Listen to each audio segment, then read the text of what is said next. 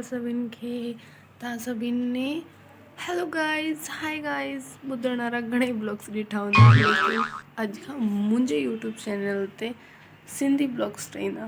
तव्हां कॾहिं सोचियो आहे पूरे यूट्यूब में अॼु तक मां कोई सिंधी वीडियोज़ कोन ॾिठियूं।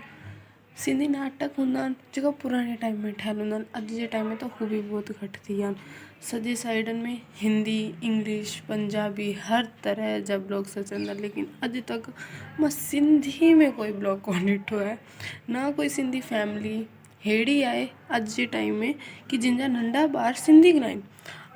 नंढा ॿार त दूर जी ॻाल्हि आहे, लेकिन अॼु जे टाइम में वॾा माण्हू ख़ुदि हिंदी ॻाल्हाइणु लॻी आहिनि। सिंधी त धीरे धीरे ख़तमु थींदी वञे पई, लेकिन मां कोन थी चाहियां कि असांजी जेकी मातृभाषा आहे सिंधी हू ख़तमु थिए। इन जे लाइ करे मां जेतिरो थी सघे मुंहिंजी जेतिरी कोशिशि रहंदी मां इन चैनल में सिंधी वीडियो ठाहींदमि जंहिंखां तव्हां कुझु ॿारनि खे करे उन्हनि खे सिंधी सम्झ अची सघे थी, छोकी अॼु जे टाइम में सिंधी सम्झ ई कोन थी अचे। ॻाल्हाइणी त दूर जी ॻाल्हि आहे।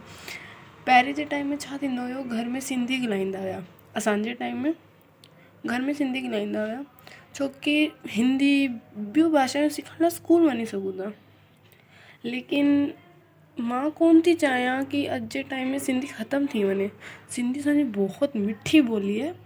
अगरि तव्हांखे ही सम्झ अचे थी त हीअ एतिरी मस्तु ॿोली आहे कि तव्हां हिनखे ॻाल्हाए करे बहुत ख़ुशि रही सघो था। असांजी फैमिली में नंढे खां वॾो ॿार तक सभई कॾहिं हिंदी कोन था ॻाल्हाइनि। घर में सभई सिंधी ॻाल्हाईंदा। नंढा नंढा 62 साल जा ॿार बि सिंधी ई ॻाल्हाईंदा। उन्हनि खे पूरी सिंधी भाषा सम्झ अचे थी।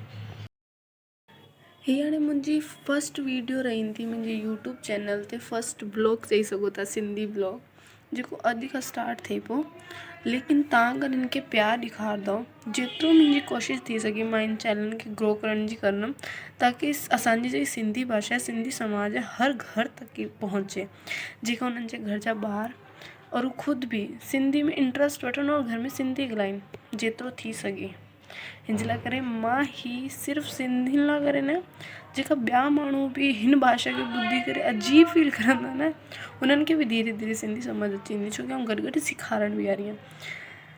त जेका माण्हू हिंदी माण्हू जब तक ही वीडियो ॾिसंदा, जैसे कि आप सब ये वीडियो देख रहे हो, तो ये आज से मेरा ब्लॉग स्टार्ट होने वाले हैं जिसमें मैं सिर्फ सिंधी सिखाऊंगी और सिंधी में फैमिली का रहन सहन उनकी बोली सब मेरे इस यूट्यूब चैनल पे आएगी।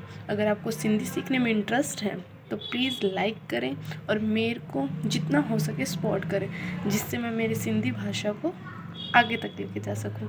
और सिंधी समाज वारनि खे सभिनि खां वेनिती है कि जेतिरो थी सघे ही वीडियो हर हिकु सिंधी माण्हू, हर हिकु सिंधी दोस्त जिनजे घर में तव्हां ॾिठो हुजे कि ॿार सिंधी कोन था ॻाल्हाइनि, सभई वॾा माण्हू बि सिंधी ॻाल्हाइणु छॾे रखिया, हुन हर हिकु घर तक ही वीडियो पहुचणी खपिजे, जेके सॼे घरनि में ही पतो लॻे कि सिंधी माण्हू बि कोई घटि कोन्हनि। अॼु खां हिननि जा ब्लॉग्स बि अचणु शुरू थींदा। बाय बाय, जय झूलेलाल।